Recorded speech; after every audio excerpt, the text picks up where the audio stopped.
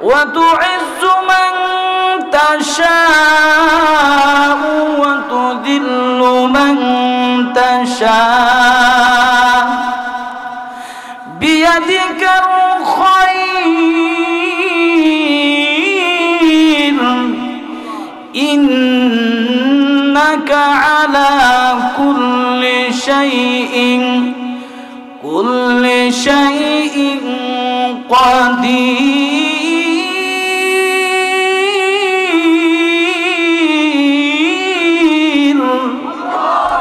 আল্লাহ বলেন যে আমি ইজ্জত দিতে পারি, ইজ্জত কেড়ে নিতে পারি, আমি আল্লাহ বেইজ্জত করতে পারি, পাশাপাশি আমার হাতেই সমস্ত বালাই। সমস্ত বালাই কার হাতে? আরো জোরে এখন কার হাতে? আল্লাহর হাতে। এতক্ষণ পর্যন্ত আমি যা বুঝাইতে চাইলাম, তাহলে এই জিনিসটা আমরা বুঝতে পারলাম, সমস্ত ক্ষমতার মালিককে, ইজ্জতের মালিককে, বেইজ্জত করার মালিককে। টাকা পয়সা দ্বারা কি ইজ্জত পাওয়া যায়? ইজ্জত যদি টাকা পয়সা দ্বারা পাওয়া যেত, তাহলে কয়েক বছর আগে সারা বিশ্বের সুপার পাওয়ার একজন প্রেসিডেন্ট ছিলেন মিস্টার বুশ। আমার জোরে এখন ঠিক কিনা? বিদায় নেওয়ার সময় কি খাইয়া বিদায় নিছে? বোঝা গেল আপনাদের স্মরণ আছে, ব্রেইনটা পরিষ্কার আছে। কারণ নমরুদ থেকে বুশ পর্যন্ত যে জুতার ইতিহাসগুলো আছে, এগুলো আমাদের ইতিহাসগুলো সংরক্ষণ করতে হবে। সংরক্ষণ করে এই বুশের মতো আরো যারা আছে তাদেরকে আমরা জানান দিতে হবে, যারাই ইসলামের বিপক্ষে অবস্থান গ্রহণ করবে, কোরআনের বিপক্ষে অবস্থান গ্রহণ করবে, মাসুম মুসলমানদের বিরুদ্ধে অবস্থান গ্রহণ করবে, জুতার বাড়ি খেয়ে ক্ষমতা থেকে পালাতে হবে। কথা বলেন ঠিক কিনা? এই ইতিহাস তাদেরকে স্মরণ করিয়ে দিবে যে জুতার বাড়ি খেতে হবে। সুতরাং ভাইয়েরা আমার, আমরা মুসলমান, আমরা মনে করি আমরা হলাম সম্মানিত জাতি, আমরা হলাম সম্মানিত জাতি। তবে সম্মান আমাদেরকে ধরে রাখতে হবে। আর যদি সম্মান আমরা নিজের সম্মান ধরে না রাখি, তাহলে পোলাও খাইতে সুস্বাদু, কিন্তু কষলে কিন্তু দুর্গন্ধ বেশি। মজুর এখন ঠিক কিনা? খাইতে যেমন সুস্বাদু, দুর্গন্ধ বেশি। এবার আসুন, আমি বলতেছিলাম আমাদের জান মাল ক্রয় করে নিয়েছেন কে? আল্লাহ। আল্লাহ হলেন ক্রেতা আর আমরা হলাম বিক্রেতা। জান্নাতের বিনিময়ে আমরা আমাদের জান মাল আমরা বিক্রি করছি, আল্লাহর কাছে জান্নাত ক্রয় করছি। এখন আল্লাহ আমাদেরকে জান্নাত দিবেন, যে জান্নাতটা আল্লাহর কাছ থেকে আমরা ক্রয় করলাম জান মালের বিনিময়ে। আপনি যদি একজনকে টাকা দেন, তারপর সে মাল দিবে। যদি বলেন কিনলাম কিন্তু টাকা দিব না, এই লোকটাকে আপনার মাল দিবে? একটু জোরে কোন। আপনাদের আওয়াজে বোঝা যায় ব্যবসা বাণিজ্য বোঝা কিছুই বুঝেন না মনে হয়। মাল দিবে টাকা ছাড়া? দোকানে যদি বলেন ভাই এই জিনিসটার দাম কোথায়, এত দেন, ব্যাগও ভরলেন, ব্যাগের ভিতরে ভরপুর করে লইলেন, সব লয়ে বললেন ভাই টাকা দেওয়া যাবে না, কি বলেন ব্যাগটা নিয়ে কি আপনি এক কদম একতারপুর গ্রামের দিকে আসতে পারবেন? একটু জোরে এখন। এই বেচারা সব ফালাই আগে আপনারও ধরুন, না বলে আরো 10 জনের ডাক দিব যে এমন সুর তো জিন্দিগিতে পাইছি না। জোরে এখন ঠিক কিনা? ঠিক তেমনি ভাবে মহান আল্লাহ রাব্বুল আলামিন জান্নাত আমাদের কাছে বিক্রি করলেন। আমাদের কাছ থেকে আল্লাহ রাব্বুল আলামিন জান্নাতের বিনিময়ে আমাদের জানমালগুলা ক্রয় করে নিলেন। মুসলমানের আরে লক্ষ্য করে শোনো, আল্লাহর দেওয়া জান, আল্লাহর দেওয়া মাল, জানমাল যেগুলা ছিলেন দিলেন কে? ألم نجعل له عينين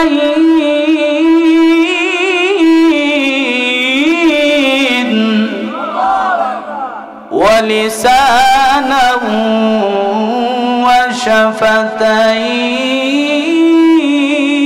وشفتين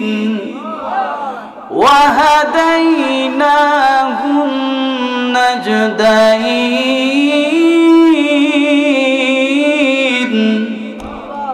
আল্লাহ বলেন এই দুইটা চোখ আমি আল্লাহ তোমাদেরকে দিলাম। বিশ্বাস না করলে একটা চোখ খুললে দেখেন, কত কোটি কোটি লক্ষ টাকা দিয়ে আপনি চোখ লাগাইতে পারবেন ঠিকই, কিন্তু একটা বন্ধ হয়ে একটা তাকাই থাকে। এমনি মজুর এখন ঠিক কিনা? চোখ লাগায় ঠিকই, আলগা চোখ লাগায় দেখছেন না, দুইটার মধ্যে কিন্তু মিল নাই। মজুর এখন ঠিক কিনা? চাইলেই বোঝা যায় কি রে, একটা ফাতি মারে একটা সোজা দাঁড়াই থাকে, ব্যাপারটা কি? তাহলে আল্লাহ দেখছেন একটা চোখের দাম কত, দাম আছে কিনা নাই? এত দামি চোখ দেও তোর পরে শাসলে মুরব্বীরা যেইভাবে টিভির দিকে তাকায়, মুরব্বীরা বুঝাইতে চায় যে আল্লাহ যে সুন্দর টিভির মধ্যে নাচানাচিটা করে, যদি আরো 60 বছর পাইতাম। এখন ঠিক কিনা?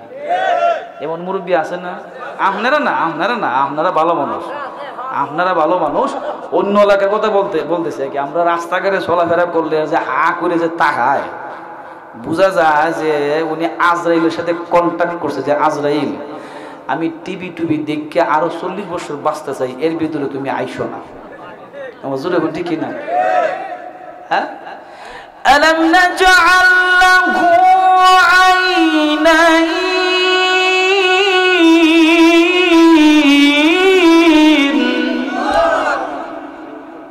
আমি কি তোমাদেরকে দুইটা চোখ দেই নাই? ওয়ালিসানা ওয়া শাফাতাইন,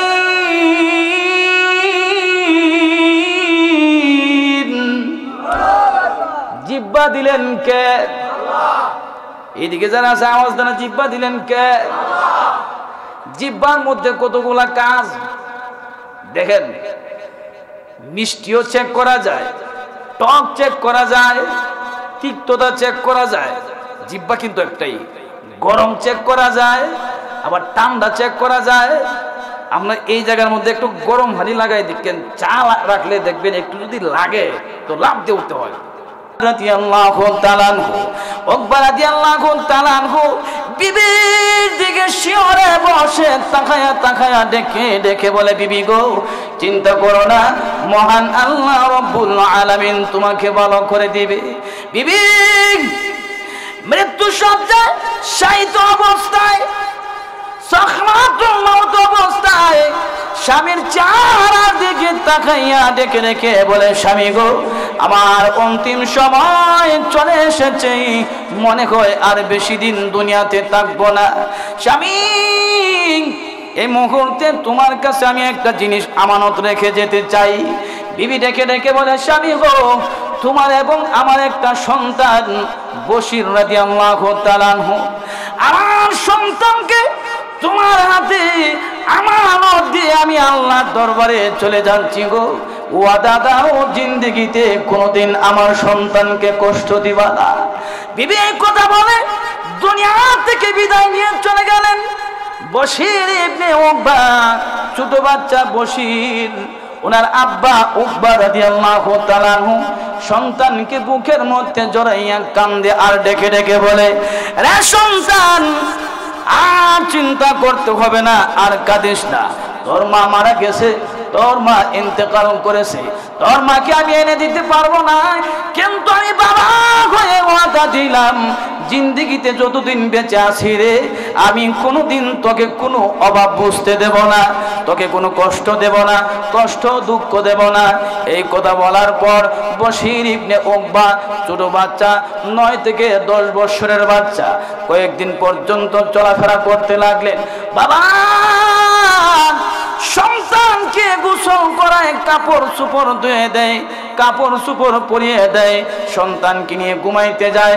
সন্তানের এমন অবস্থা হয়ে গেল, মা নাই, শুধু কেবল মাত্র বাবা। বাবার গলার মধ্যে না ধরলে সন্তানের ঘুম আসে না। এই অবস্থার মধ্যে বশির ইবনে উকবা রাদিয়াল্লাহু তাআলা আনহু হঠাৎ একদিন ঘরের কোণের মধ্যে খেলাধুলা করতেছে। আল্লাহর নবী রাহমাতুল লিল আলামিন সাহাবায়ে কেরামের মধ্যে ঘোষণা করলেন, সাহাবীরা রে, মহান আল্লাহ রাব্বুল আলামিন কোরআনুল কারীমের মধ্যে আয়াত নাজিল করেছেন, ইয়া আইয়ুহান নাবিয়্যু হাররিদিল মুমিনিনা আলাল কিতাল। মুসলমানদেরকে, আপনার উম্মতদেরকে যুদ্ধের ময়দানে যাওয়ার জন্য উদ্বুদ্ধ করুন, যুদ্ধের ময়দানে যাওয়ার জন্য আপনি উৎসাহ প্রদান করুন। আল্লাহর নবী রাহমাতুল লিল আলামিন বিলালকে ডেকে বলেন, বিলাল, মদিনার অলি-গলিতে তুমি যাও, যুদ্ধের ময়দানে যাওয়ার জন্য সাহাবায়ে কেরামকে তুমি এলান করে দাও। যুদ্ধের ময়দানে যাওয়ার জন্য হযরত বেলাল রাদিয়াল্লাহু তাআলা আনহু মদিনার অলি-গলিতে ঘুরে আর ডেকে ডেকে বলে, ইয়া আইয়ুহাল মুমিনুন ইয়া আহলাল মদিনা, হে মদিনাবাসীরা, হাইয়া আলাল জিহাদ, হাইয়া আলাল জিহাদ।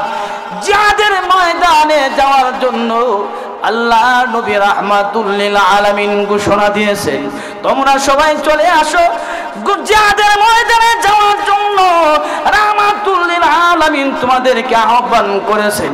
এই কথাটুকু বশির ইবনে উকবা অর্থাৎ বশির রাদিয়াল্লাহু তাআলা আনহুর আব্বা উকবা রাদিয়াল্লাহু তাআলা আনহুর কানের মধ্যে যখন আওয়াজটা গেল, এই অবস্থার মধ্যে উনি তরবারি থাক থেকে হাতের মধ্যে নেন, একবার তরবারির দিকে তাকায়, আবার সন্তানের দিকে তাকায়, সন্তানের দিকে তাকায় চিন্তা করতে লাগলেন, এই মুহূর্তে যদি আমার কলিজার টুকরা সন্তান বশিরের কাছে চলে যাই, বশির যদি বলে, আব্বা গো, এই মুহূর্তে আপনি কোথায় যাবেন, হাতে তরবারি নিয়ে কোথায় যাবেন?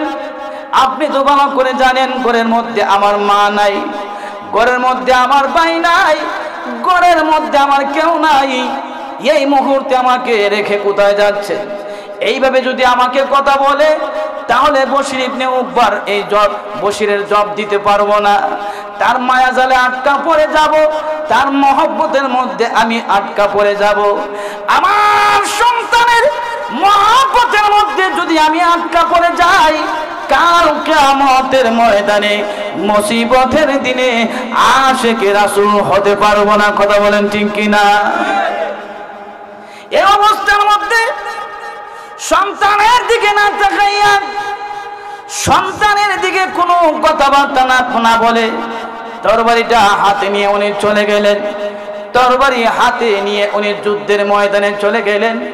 যুদ্ধ করতে করতে, বেঈমান কাফিরদের বিরুদ্ধে যুদ্ধ করতে করতে উকবা রাদিয়াল্লাহু তাআলা আনহু কাফিরদের বীরের মধ্যে চলে গেলেন।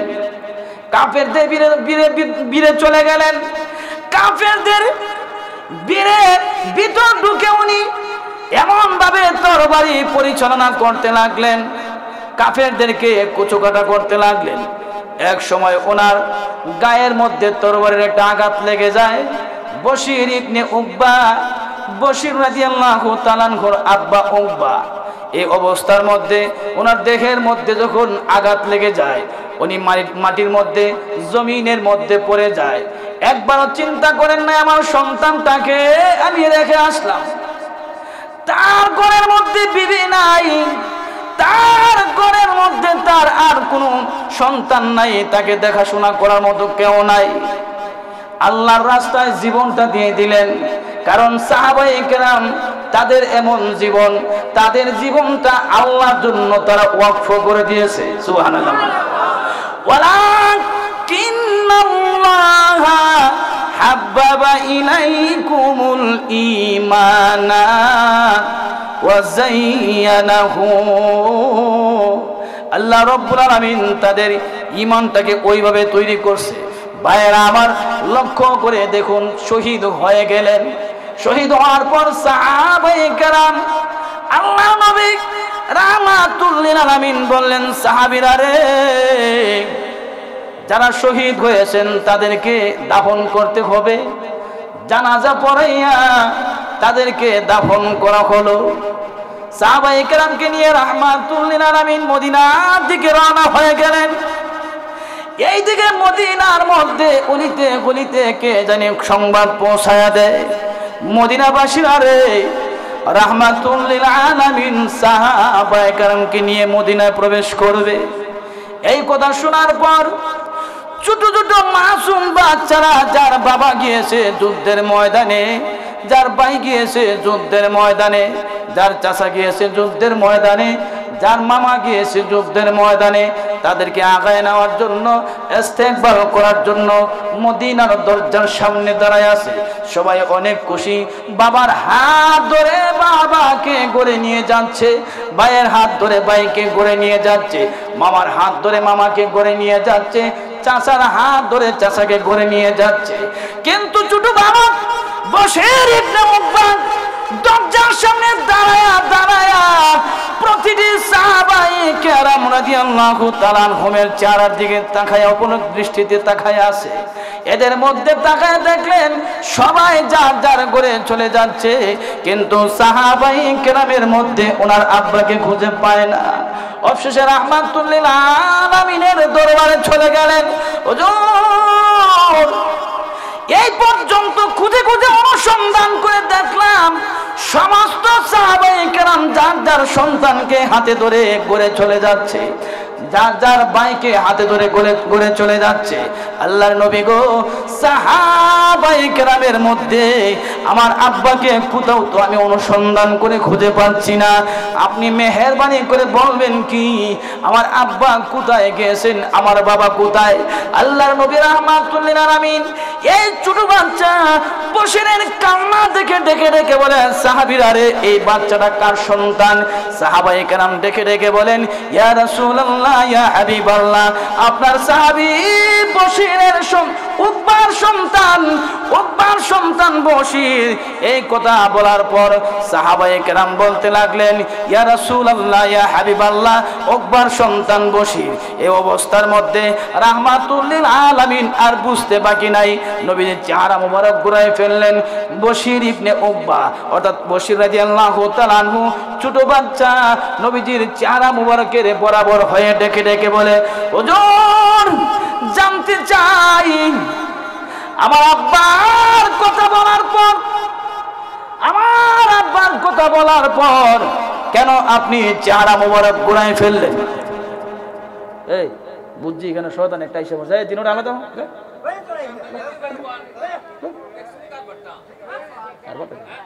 মনোযোগ নষ্ট করে। লা ইলাহা ইল্লাল্লাহ, লা ইলাহা ইল্লাল্লাহ,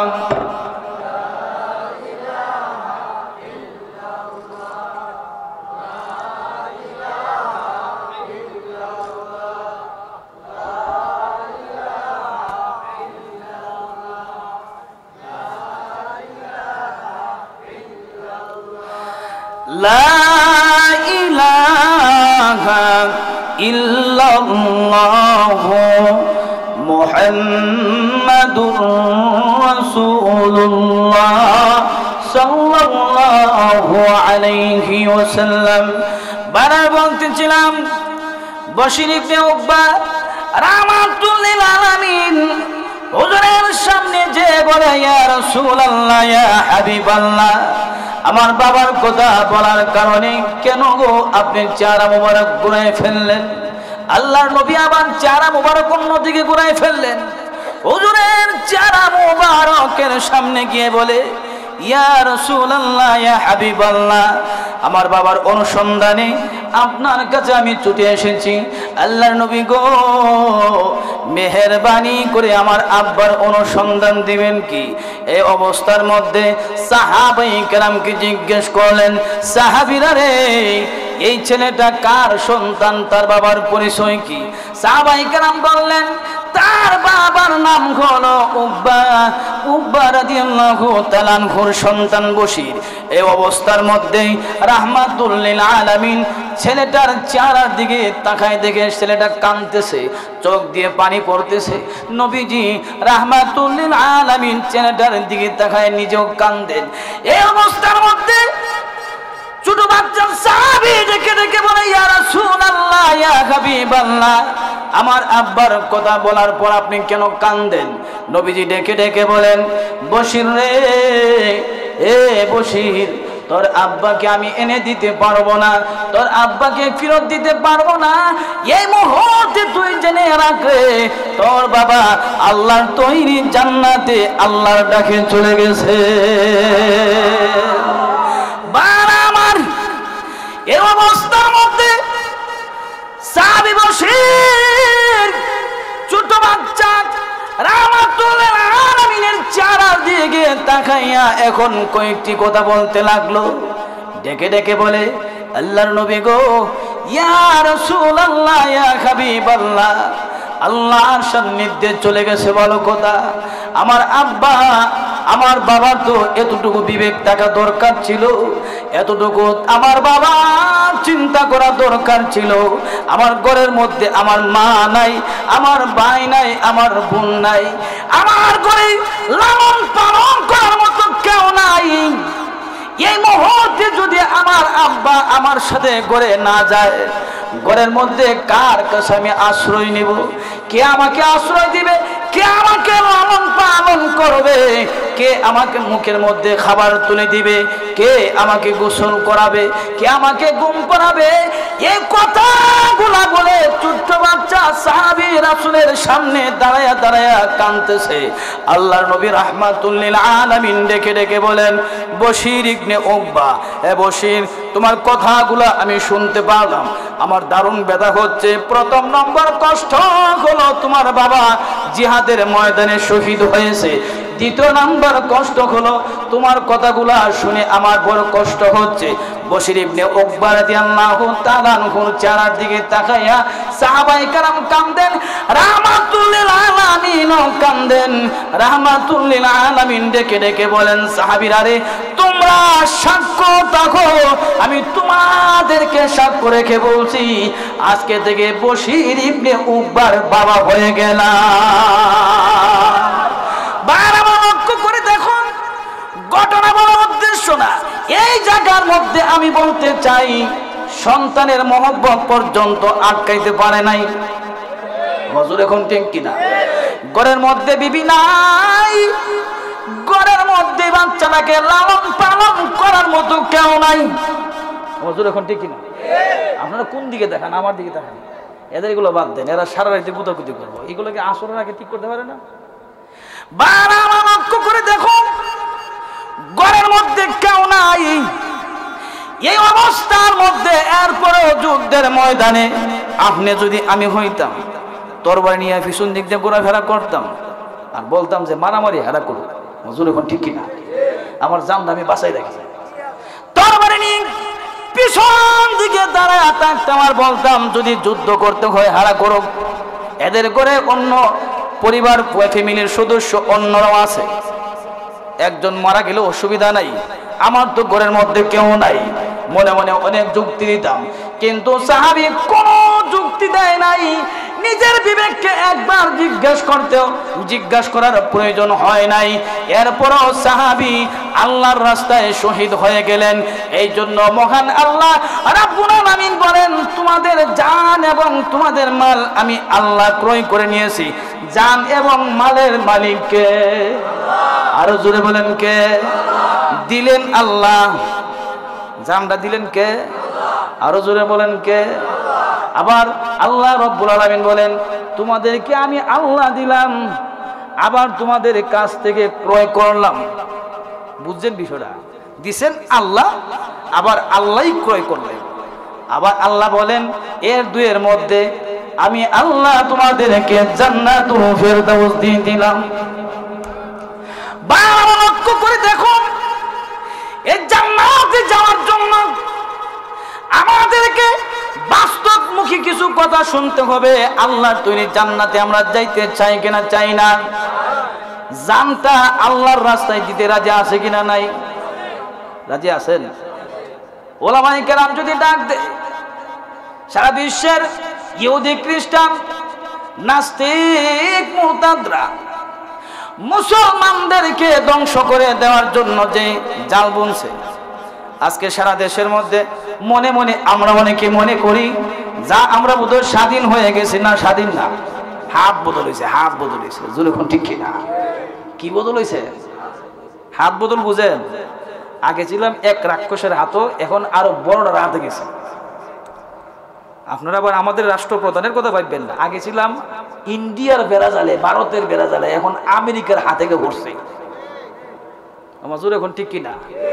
আমেরিকাকে আমাদের আপন বন্ধু মনে করেন। আপন যদি হয়ে থাকে টনের টন মনের মন নিরীহ ফিলিস্তিনে মুসলমানদের উপর বোমা কেন পড়বে? কথা বলে ঠিক কিনা?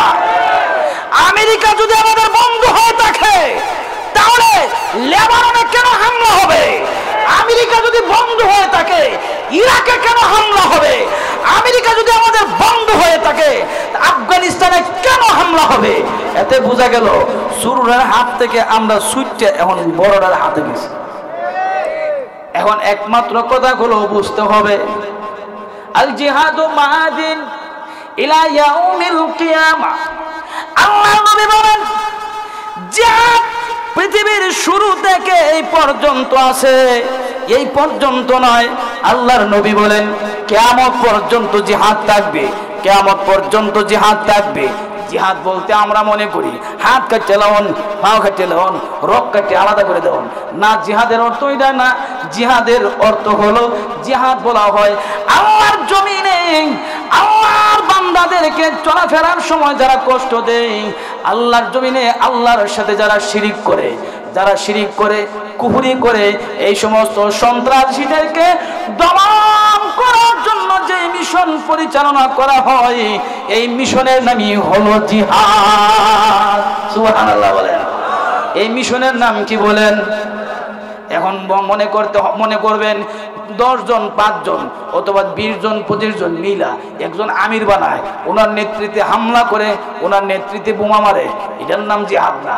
জিহাদ ফরজ হওয়ার জন্য একজন যোগ্য আলেম ফকিহ উনি ফতোয়া দিতে হবে মুসলমানরা ঘরের ভিতরে বসে থাকা হারাম, আর বসে থাকা যায় না। ইংরেজদের বিরুদ্ধে জিহাদ করেছেন আমাদের ওলামায়ে কেরাম, বেঈমানদের বিরুদ্ধে জিহাদ করেছেন আমাদের ওলামায়ে কেরাম, ওলামায়ে দেওবন্দ। লক্ষ্য করে দেখুন, আজও যদি আমাদেরকে বাঁচতে হয়, রুখে দাঁড়ানোর জন্য যদি সমস্ত মুসলমানরা দাঁড়ায় যায়, আর এই সন্ত্রাসদের বিরুদ্ধে যদি কমপক্ষে স্লোগান দিতে পারি, আলেমদের ডাকে সাড়া দিয়ে যদি আমরা প্রতিবাদ করতে পারি, তাহলে মনে করবেন আমরা বাঁচতে পারবো। নতুবা একটা একটা করে আমাদেরকে ধ্বংস করা হবে। একজন মুসলমানও দাঁড়িয়ে এবং টুপি নিয়ে বাজারে যাইতে পারবেন না। ঠিক কিনা? কিছুদিন আগেও তো, কয়েক বছর আগে, আল্লাহ গাড়ির মধ্যে যদি 40 জন মানুষ থাকে কাউকে কিছু বলে না, এইদিকে একটা লোক দেখা যায় তাসবিহ দানা লয়া উনি সিটের মধ্যে বসে সুবহানাল্লাহ সুবহানাল্লাহ জপে, মুখে দাঁড়িয়ে, মাথায় টুপি, এরপরে গায়ে পাঞ্জাবি। এই লোকটাকে বলে হুজুর আপনার ব্যাগটা কোথায়? কেন রে ভাই? 40 জনের মধ্যে 39 জন কেউ কিছু বলা হলো না। হুজুর মানুষের দাড়িওয়ালা টুপিওয়ালা পাঞ্জাবিওয়ালা লোকটাকে বললেন আপনার ব্যাগটা কোথায়? ওনার ব্যাগটা তালাশ করা হলো। কেন তালাশ করা হলো? মানে টুপি দাড়ি দেখলেই মনে হতো যে এটার মধ্যে ব্যাগের ভিতরে বোমা আছে। হুজুর এখন ঠিকই না, ব্যাগের মধ্যে কি আছে? বোমা আছে। এমনি ভাবে এক মাদ্রাসা ঘেরাও করছে, মাদ্রাসার ছাত্রদেরকে জিজ্ঞেস করছে, এই তোমাদের মাদ্রাসার মধ্যে কি আল কায়দা আছে? আল কায়দা? এখন ছাত্র তো ছোট বাচ্চা, নুরানি বিভাগে ভরে আর বুঝে কদ্দুর, এখন আছে মানে অনেক আছে। কি কো আছে মানে? হ্যাঁ তো ভাবছে যে কায়দা যে ঘরে কায়দা, আর হেরা বুঝাইতেছে জঙ্গি সংগঠন আল কায়দা, আন্তর্জাতিক যে সংগঠনটা আছে এটা আছে মানে অনেক আছে। আসেন, নুরানির এদ্দুর বাচ্চা 5-6 বছর 7 বছর, আর বুঝে কি? যখন কইছে আল কায়দা আছে, এরা ওয়ারলেস দেয়া চতুর্দিক থানা থেকে আরো রিজার্ভ ফোর্স নিয়ে আসছে। স্যার এখানে ছোট বাচ্চা বললো, গোপন সূত্রে খবর পাইছি এই মাদ্রাসাতে একটার হুর মাদ্রাসা নাকি আল কায়দা আছে, তাড়াতাড়ি লোক দিয়ে পাঠান, আমাদের এই লোকের সংকুলন হবে না, আমরা সামলাইতে পারবো না। এখান থেকে আরো কিছু বাহিনী, রিজার্ভ বাহিনী দিয়ে পাঠাই হলো। এরপরে আপনার একটার হুর মাদ্রাসা ঘেরাও করা হলো। ছোট বাচ্চা কিন্তু এদের সাথে জিজ্ঞেস করতেছে, বাবা আল কায়দা কোথায় আছে? মাদ্রাসা কোন জায়গায়? আসেন আসেন আমার সাথে।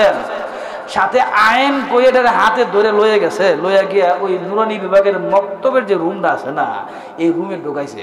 হেরা আবার ওই যে পজিশন দিয়া রাখছে, বন্দুক বন্দুক ধরে রাখছে, কিনা জানি আবার বোমা ফুটতে জায়গা, জাম তো বাঁচাই দিব। আমার জোর এখন ঠিক কিনা? বন্দুক বন্দুক ধরে এভাবে পজিশন নিয়ে যখন সামনের দিকে গেল, এই অবস্থার মধ্যে আল কায়দা দেখাবো। কোথায় আল কায়দা? এই ছেলেটা মাদ্রাসার নুরানি ছাত্রটা এদিকে আসেন স্যার, এদিকে আসেন, ডাকিয়ে নিয়ে ওই যে নুরানি কায়দা যে আছে যেখানে তাকের মধ্যে রাখা, এই যে এখানে এটা হলো আল কায়দা। আর যদি চান আরো আছে কিছু বুগদাদি কায়দাও আছে, কিছু কিছু কি আছে এখানে আল কায়দা রাখা আছে। আর যদি আরো চান তাহলে কি আছে, বুগদাদি কায়দাও কিছু আছে। কায়দা বুগদাদি একটা আছে না আগের যুগে, যে বড় লম্বা কায়দাটা, ওই এটাও আছে, কিছু বুগদাদি কায়দাও আছে। এরপরে তো আমরা আইলাম আল কায়দা দেখার জন্য, ধরার জন্য। আইসা ভাইলাম কি কায়দা ভাইছে। এই বিষয়টা তো এমনই চলছে, যখন ঠিক কিনা। যারা সন্ত্রাসী করে, চাঁদাবাজি করে, তাদেরকে সন্ত্রাসী বলা হয় না, চেক করা হয় না। এই স্বাধীনতার পরে কোনো ইতিহাস নাই। হাজার হাজার টাকা লুটপাট করে সুইস ব্যাংকে জমা দিয়ে বাংলাদেশ থেকে পলায়ন করার কোনো ইতিহাস নাই। মোল্লা মানবীর কথা বলেন ঠিক কিনা? এই দেশের মধ্যে টাকা চুরি করে পলায়ন করেছে ট্রাই পরা, প্যান্ট পরা যারা ইংরেজদের দালালি করে, তারাই দেশ থেকে টাকা চুরি করে পলায়ন করছে। কথা বলেন ঠিক কিনা? এখনো নয়, শুধু আগেও করছে। শুধু এটা না, আরো আগেও করছে। সুতরাং একজন টুপিওয়ালা দাড়িওয়ালাকে কোনোদিন টাকা আত্মসাৎ করার মধ্যে পাই নাই, হবেন না। মজুর এখন ঠিক না?